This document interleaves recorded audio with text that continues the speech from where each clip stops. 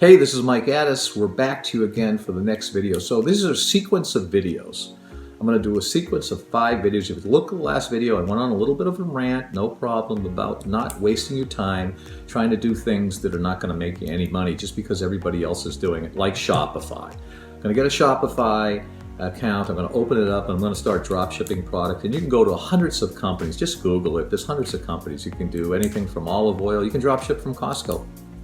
You can drop ship from Sam's Club. Guess what? I've tried it.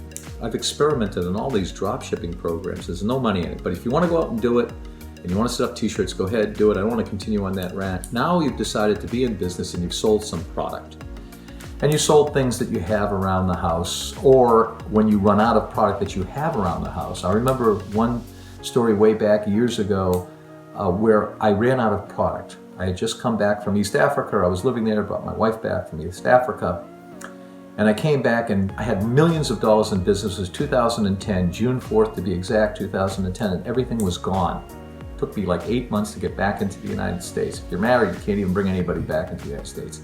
That's another story. I'll tell you about coming back into the United States if you're a citizen. But anyways, we made it back.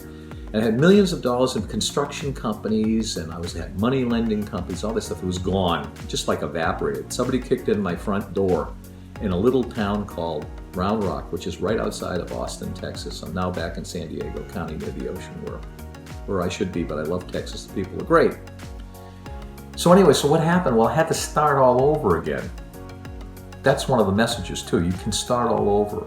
Divorces, problems, deaths from the family. I've experienced all these things. And you're as down as low as you can go. But you have to take responsibility. We already talked about that. I'm going to continue to rant about taking responsibility. Taking responsibility, you're going to fix it. So what do? Well, you have to sell everything. I've already sold everything. There's nothing left. But I knew other people. And they would say, hey, I don't want to sell stuff. I want you to take it and list it. I sold gold, watches. People had all kinds of stuff. Furniture, didn't want to sell the furniture. They want to do everything on the internet. I even sold furniture. Craigslist people would come in, but I didn't want to deal with Craigslist. I wanted to list things and sell them. I had one lady, she had all kinds of jewelry, diamonds. I had to go and evaluate what the product was and what it was worth.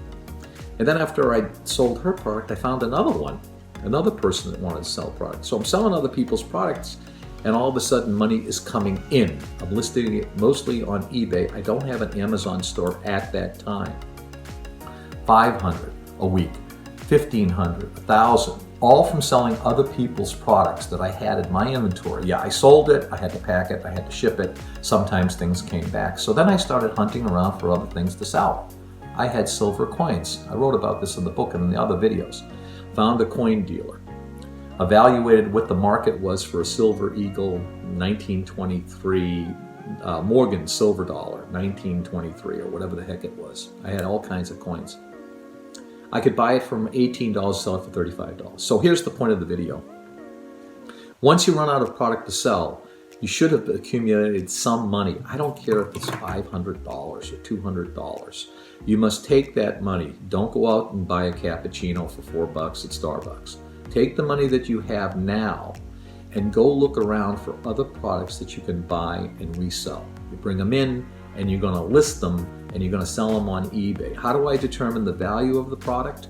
You determine market value by looking at eBay as to what has sold. You can look at sold products from past experiences to show you on eBay, and you can look at what people are selling things for today. So, for example, I would take a first edition John Grisham book. Okay, first edition John Grisham, I don't know, pick a title. The Firm, for example. I sold like 50 The Firm books because I went around to libraries and other places, Goodwill stores, and I found first edition John Grisham books. I bought them for $1 and I sold them for $10 to $15 a piece, which would be like 1,000% markup. Okay, if I sold it for $2, it's 100%, $3 it's 200%, and so on and so forth. And so I just kept doing that. And then after a while it evolved into, I really don't want to do all these different products. Athletic footwear, t-shirts, and all that stuff, because I had bought and sold millions of dollars of athletic products like Adidas and Nike, always big brand.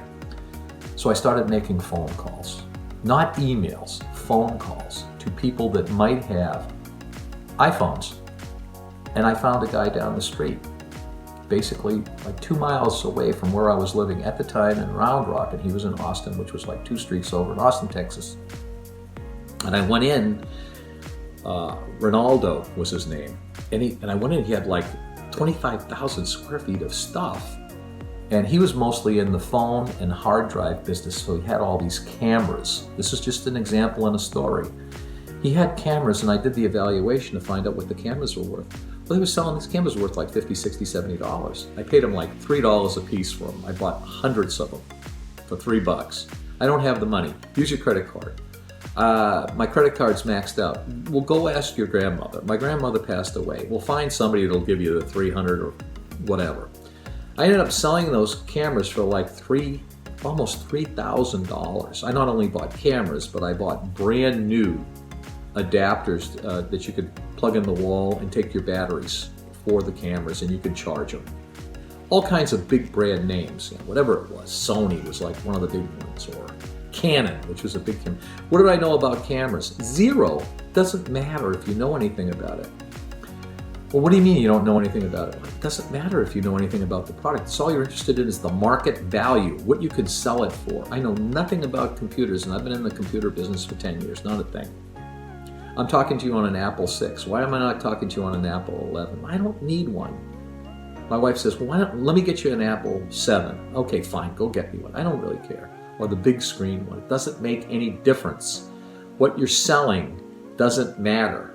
What the market value it is, what you're looking at it, buying, and then reselling, that is what matters. I don't want to pack and ship. Well, too bad. When you get big enough, you can have other people pack and ship it for you. I've done it in the past. When you get big enough and you get enough money in, and you can buy larger quantities, 5,000, 10,000, 15,000, then other people will pack it and ship it for you. That's really an easy thing to do. I'll tell you all about packing and shipping, but for now, in this video, you want to go to the next level of finding those things that you can actually buy, list, and resell. Top quality products, mostly new in value, because I bought a lot of new items that were closeouts. I'll tell you a story in just a second. I would put those on Amazon because Amazon usually has a higher price, but not always. Or you can go to eBay. I like eBay because eBay is more for used technology. I do mostly used technology. You can do used anything. I'm going to talk about new and used in just a moment.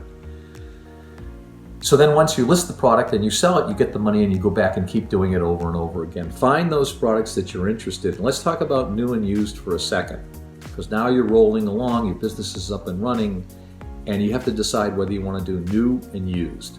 The reason why I like doing used products, it could be used cars, used houses, used technology, because the manufacturer that makes products, they make the money.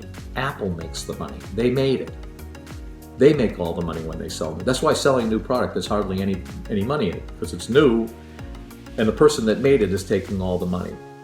Okay, so that's why I use used products, because used products, the value's already been taken out by the manufacturer. I buy a used Apple iPhone 6 for $25, $30, and I sell it for $125. I just made 200-300% profit if you can find them, or $50 or whatever.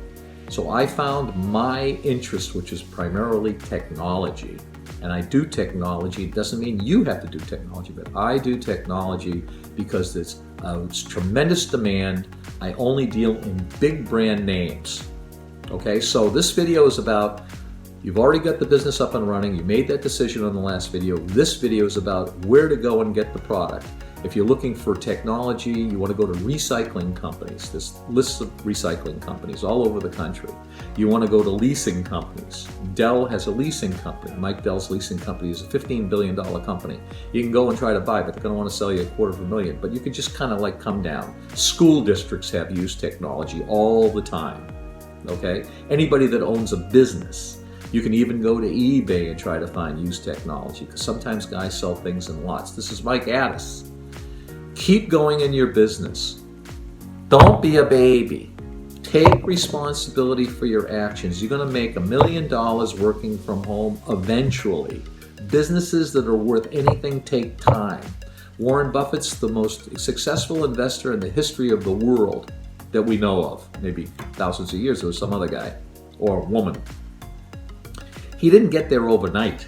He worked for other companies. He labored at it. He worked endlessly at home. He spent hours and hours doing it. He built one brick at a time. He had to go out and get investors. This is Warren Buffett we're talking about. He's worth $90 billion. Did he do it in the afternoon? No. Did he go online and drop ship investments? No, there's no such thing. You can't do that.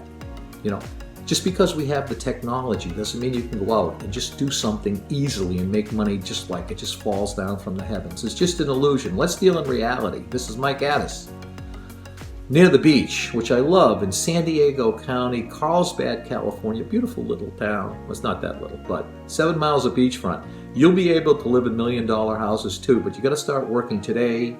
Take responsibility for everything that you do. Be motivated. Start your business. I'll see you on the next video. Thanks for joining us. Don't forget to hit the subscriber button. I didn't say that on the last one. We're going to keep these videos coming at you one after the other. The content is endless. Thanks again. Have a great day.